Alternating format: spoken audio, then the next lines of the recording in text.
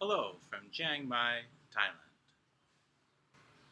The purposely placed, too pristine by half sign, too many Mexicans, not enough bullets, succinctly sums up the plight of illegal aliens in just one sentence.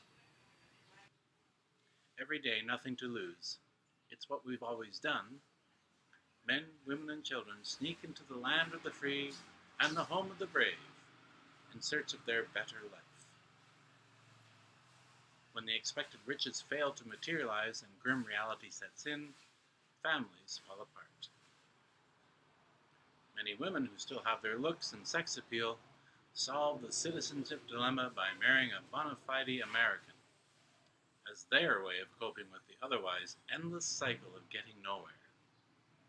Some of those even abandoned their husbands and children, whether or not these offspring were born stateside. Once those sorry children grow up, the allure of more money than they can imagine, designer everything, and a family that shows their true colors with body tattoos can be too enticing to resist, even if cut short by a stray bullet in a turf war or a takedown gone wrong. Welcome to the fictional world of Carlos Galindo. Demian Bichir in a marvelously stoic performance, and his son Luis. Jose Julian soars in the father-son scenes, but happily can't find his inner gangsta when in the hood with his pals and suddenly vanishing girl, Chelsea Rendon. Director Chris Weitz has done a credible job of bringing Roger Simon's story and Eric Easton's screenplay to cinematic life. In order to make their narrative points, the events depicted border on the tripe and saccharine. The East LA gang members, although sporting spectacular body art, are too clean-cut to ever threaten. Their LAPD minders, likewise, are too polite and respectful to deal with ruthless bad guys, so at odds with Warren Moverman's Rampart. The pay-it-forward act of kindness by a fellow alien gardener, through no fault of his own, the hapless, traitorous Santiago, is semi-convincingly rendered by Carlos Linares.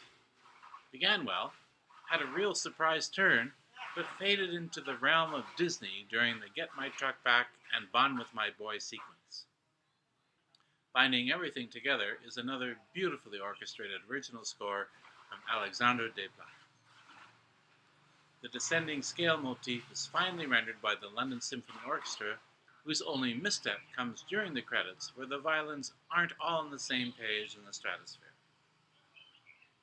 Deserving special mention are the especially sensitive delivery of the mandolin lines, Jim Ellis, Don Thomas, invigorating guitars, Colin Green, John Paracelli, and Rebecca Gilliver's delectable cello solo that magically shifts the scene from the despair of prison to the hope of a soccer pitch.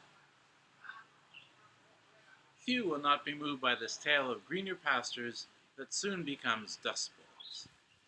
Perhaps the most telling moment of all occurs when, without a doubt, the old adage, blood is thicker than water, sets the stage for the next pathetic act out to escape the mire of misery in one's own land. 3.5 stars for this.